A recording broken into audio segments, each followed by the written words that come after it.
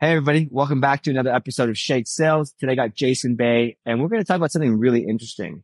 Um, a lot of salespeople are unemployed right now. So we're going to talk about how to get a job using what you would normally use outbound sales for. Jason, welcome. Yeah, it's good to be back again, man. So for those, would you mind doing this quick introduction for those people maybe meeting you for the first time? Yeah, so I'm a career salesperson. The only job I've had professionally, besides working in a mill the summer prior to college, is as a salesperson or running a business and selling. But I run a company called Outbound Squad. We primarily help software as a service companies and professional services companies with outbound. We do stuff with account executives as well around discovery, multi-threading, demos, etc. But 80% of the work I do is how do I get someone to open and reply to our cold email? How do I get them to pick up the phone when we chat with them and land a meeting, which we talked about last time? And then what I've been talking about a lot lately in the last, I would say, probably since COVID, honestly, because the job market's been kind of shaky, especially in tech, is how do we use outbound to get a job? And that's what we're going to be talking about today. But yeah, super excited to be here again. Love it. So one of the things I wanted to share from an employer standpoint, prior to this, like employee shortage that we had during COVID, like way I hired was like if somebody cold emailed me, they're on the top of the list for hustle. If Yeah. they're in a sales role and you show the motion of doing sales while Yeah. interviewing, you're automatically at the top of the list. Like the hustle, you get the reward. Now, Mhm.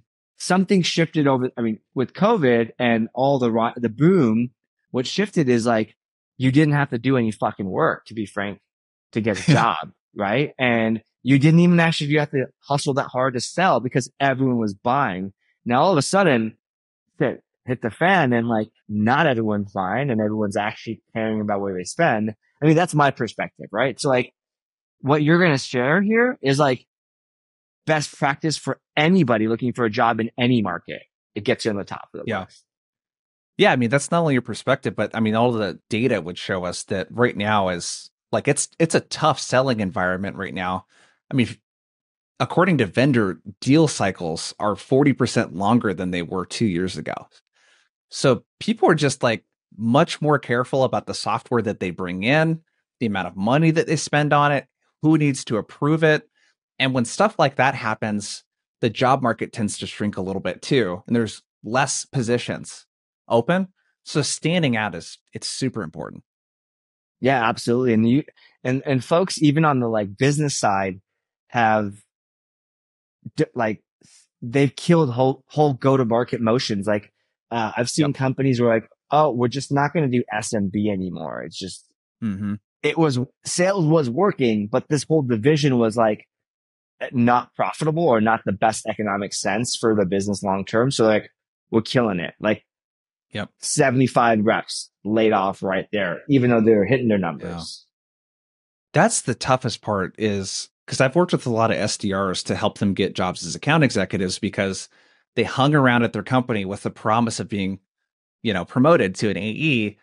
They're hitting 125% of quota and then they get laid off because of the situation that you just talked about. This Yeah. business unit is just getting crushed, Yeah. which is And like it a really unfortunate stopped. position to be in, Yeah. right? You're crushing quota, you're doing really good, you're about to get promoted to AE, and then you basically get laid off due to circumstances like completely outside of your control. And I've been on the other end of that, and I had to lay off my whole team back when I had a job like Yeah. 15 years ago. I had to lay off Yeah. my whole team and they were crushing it. I'm like, this sucks. Like, Oh and God. I'm like, I Yeah. never want to be on that side again. And, Yeah. uh, I think I was like in my 20s then. So I was kind of like, Yeah. I'm never being in this again. And now with like, shrinking economy and buying, I'm like, well, don't have an option. I understand why this decision was made. So my goal Yeah. was like never be in that position. But anyways, let's talk about enough about me. Who cares about that? What do you do? What's like the steps? How would you go about doing this? Yeah, so I think we should dispel some myths. Can't say that word today. First, so I think there's a common myth that if I'm an SDR, I cannot get an account executive job. Like I can't get hired as an account executive unless I've been an account executive. There's a common myth that I can't get into tech if I've never sold tech before. And there's also this common myth that I should just follow the process and submit applications. All of those are completely false. Like you don't need to do any of those things or follow any of that sort of general advice. I've worked with literally dozens of reps in the last couple of years, and also helped my wife with this process too. She used this process to get a job as an account executive with no experience, didn't leverage me for introductions. And she also got hired as an account executive cold calling into the sales leaders at Zendesk, getting us, again, no help from me with introductions or anything. Wow. So I think the first place to get started is just like you would with selling, it's your ICP. And instead of ideal client profile, it's your ideal job profile. So you really need to think about, instead of filling out hundreds of applications or dozens of applications and doing spray and pray, how do I get really focused on the 5 to 10 jobs that I really, really want and then go really deep in those? So what I want you to be thinking about is RepView and Glassdoor are two really good tools for this. You need to think about what do you like about your current job and what don't you like about sales jobs that you've had. And that's everything from org size, the level of product market fit at the company. Maybe it's the level of control that they exert over how you do your job. There's a lot of different things. Maybe it's pay. So kind of think about what are the really important things that you can look for. And RepView is a great place where you can literally sign up and create an account for free and you can see reviews. I wouldn't reach out to get a job at a company if they don't have a RepView account in software. So like go to RepView and I can search for companies by quota attainment, how much people get paid, ratings on the company. Glassdoor I've also found to be very accurate too. So Glassdoor is going to give you a pretty real perspective of what people actually think of that company. So ideal job profiles first. And the output of this is I want to have 5 to 10 jobs that I really, really want. They don't even need to have open positions, by the way. Mm-hmm. A lot of companies will hire and they'll make room for someone that's really talented. And you also don't know if someone's on a PIP or something like that and you need to replace people as well. So that'd be step number 1. Targeting. Ideal job profile. You want to dig into that anymore? Yeah, let's jump in. Well, so let's go in the targeting. I like that. So if we're looking at our ideal job profile, essentially, what we want to do next now is think about the people that we want to reach out to. So the way that we break into the company is you're not going to just submit an application. What you want to do is reach directly out to the sales leaders, and you should start higher than you think. So if you're applying for a sales job, cold call the VP of sales and the CRO at that company. Cold call heads and directors of sales. And then, of course, if there's a hiring manager on that job post, I want to contact that person directly too. So if you're trying to get a job at those companies, go directly to those people. And you're going to do multi-touch just like you would do if you were prospecting for a client, right? You're going to go phone plus email plus social. I'm going to send a connection request via LinkedIn. I like to do a lot of this over the phone, but it's, hey, Dave, it's Jason. I saw that you're hiring for account executives right now. Do you mind if I share why I think I might be a good fit for the job? And you can let me know if you want to hang up or not. And then if you get a really rude response from a sales leader, that's probably a good indicator to not work for that company, by the way. So 99% of the time when you do this, people are going to be pretty excited that you did something that they want more of their reps to do. And then from there, it's, hey, Dave, on the job post, I saw that self-sourcing is really important, that account executives need to self-source more pipeline. Here's where I have experience doing that. Number 1, number 2. And if I'm an SDR, I might talk about, here's the amount of pipeline that I've sourced in my current job or in previous roles. Here's how I've done that. And then I'm just going to ask, how did I do? Love it. Love it. So, and go ahead. A quick question for you. Okay. So on this, I want to dig in. So, multi-touch makes sense. You talked about, going to the top, then maybe the hiring manager. So more of an ABM approach. Are you doing this at the same time? Or are you waiting, kind of dragging this out over a couple of days, or how do you go about this? I'm going to reach out to all of the people at once. So I'm going to go account based. There's probably 4 or 5 people that I want to reach out to at that company. I'm going to reach out to them all at once. And what I would think about, so I'll give you a couple things to look for. if it's a sales executive, they probably have recommendations on their LinkedIn profile from reps that have worked with them. That's like a great thing to mention in your outreach, whether it's via LinkedIn, whether it's via email, phone. Hey, Dave, I saw one of your reps from a couple years ago. Susan left you a really great review. You just seem like a really great sales leader. And I was giving you a call because I noticed you're hiring account executives right now. Would love to put my name in the hat. Can I share why I think I might be a good fit for the position? You can let me know if you want to hang up or not. Have a little bit of fun with it, right? Yeah. So yeah, be super specific. And then I also, yes, let's reach out to all of those people at once. I think this thinking of like, oh, I should just apply and like kind of put my name in the hat. Like, I don't want to be shy about the fact that I want to work there. No different than I don't want to be shy about the fact I want to meet with the people at this company. I'm not going to be shy about that. Makes sense. Yeah. I mean, look, this is the time to show your skill, right? You want to show enthusiasm, like be very clear what you want. And I think you've got like 30 seconds or a minute or two of the head honcho's time. You might as well go bold, right? Yeah. And from a messaging standpoint, think about this is no different than selling your product or service. It's not just don't waste all of the airtime talking about yourself. You need to say, I specifically saw that you guys sell to so and so's, or I specifically saw that in the AE position, you're looking for people that can do X, Y, and Z. Like personalize, provide context, and you're going to like get confirmation around what they care about. And then you're going to pitch them essentially on you, but you're going to do that through the context of what they said they already care about and what they're looking for in their sales hires. Gotcha. Okay. Makes sense. What are any other steps? Like, so what happens from here? Like you've got them on you've done this a couple times, assuming you got people on the phone. You just go Yep. for the ask. Yeah. The ask is a couple different things. Really, the ask would be, hey, would you mind giving me a direct intro to the hiring manager? I saw it's so and so. Like, I can send you an email. Do you mind just like bringing that person into the fold, or I can give you my email address and you can send it. So, like, I want a direct intro to the hiring manager who will then ask me to apply formally. But I want to get the blessing from a sales leader because that's going to fast track your application. And essentially, if you did a good job and the sales leader likes you, that's going to pretty much guarantee an interview opportunity. Love it. Love it. This is, so it sounds very exciting. So easy to do. Obviously you're going to get rejected. How do people deal with that rejection? Is this, how do you bounce back, I guess? I mean, and again, Yeah. we're going to go into like, how do you get rejected as a salesperson? It's like normal, right? Yeah, I would say it's a simple process, just like much of selling is, but I would say this is kind of hard to do. In the sense that it's very labor intensive to do this type of research, and you need to call and call and call a ton. So in terms of rejection, I mean,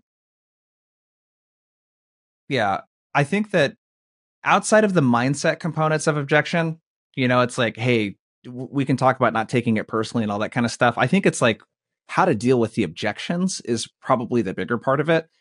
If you're an SDR applying to become an account executive and you've never been an account executive before, that's the obvious question you're going to get asked. Yeah. What selling experience do you have? That's the number one question they always ask. So you need to be prepared with how to actually answer that question. And you should just be really candid. Hey, Dave, most of my experience has been a sales development rep. And the reason I was applying for this is I've met the requirements at my company to become an account executive. And I was looking at your company and the opportunity looks really great. I feel like I couldn't pass it up, but I've done X, Y, and Z. I've self-sourced X amount of pipeline. The AEs have closed X amount of pipeline off of my deals. And from what I understand, this is the number one skill you're looking for in an account executive. And if you give me a chance to interview, I'm totally prepared to role play and show you how I would actually sell your solution.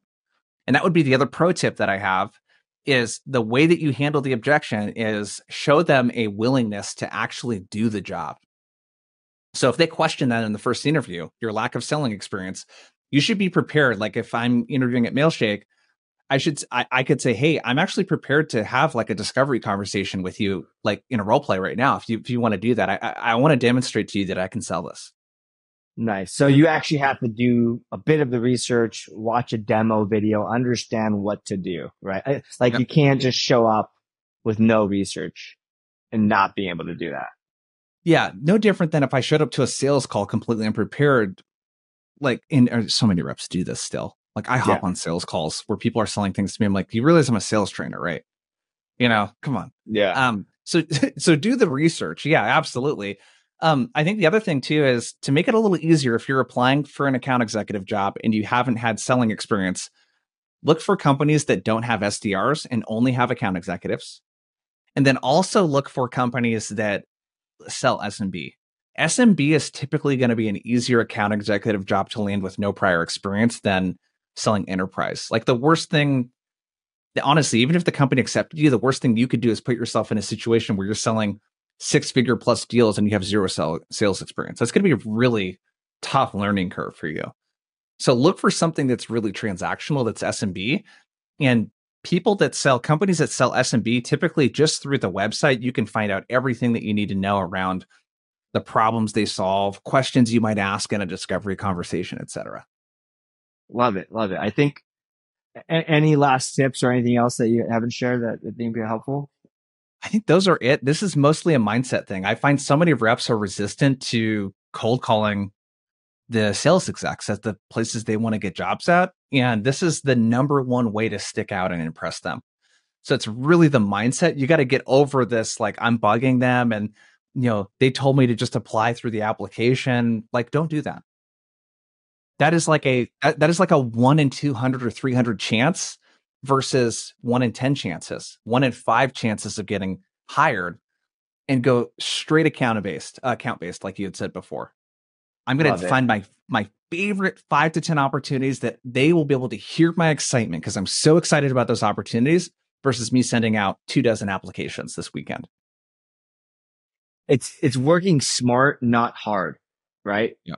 This, what you described, looking for your 5 biggest companies, Mm-hmm. or your best opportunities, best jobs. I'm going to break this down. This is 3 hours of work you described. Okay. Hour Yep. one, find the freaking companies, right? Yep.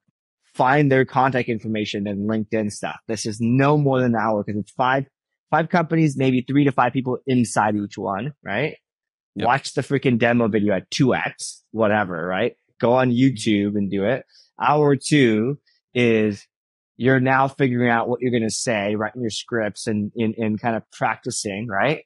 Hour three, you make the 5 to 10 calls you need to make, right? It is not that hard.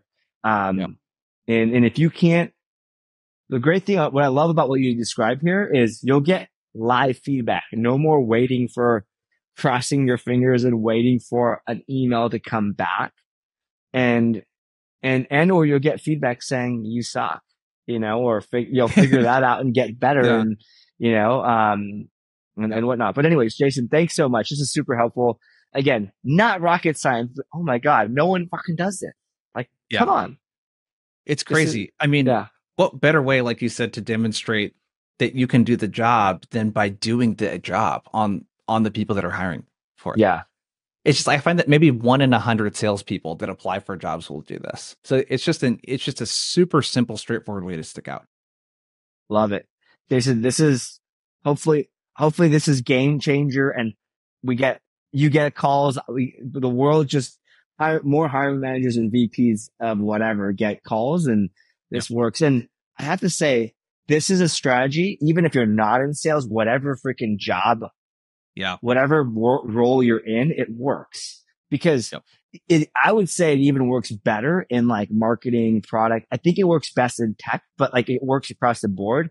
If you're in product, I guarantee you 0 people are doing this. You are one of one. In marketing, maybe you're one of 2. In sales, you might be one of 5, but like it's still a very small number of people that are leveraging this tactic or approach. Anyways, Jason, where can people go to follow along, learn more, hire you guys? Outboundsquad.com. So there's a hub there. We got tons of free resources. I post daily on LinkedIn. We got a podcast called Outbound Squad. And then we have training services for companies as well there. So if you're a sales leader listening to this and you want help applying some of the outbound stuff, that we've talked about, outboundsquad.com is the best place to do that. Love it. Thanks, Jason.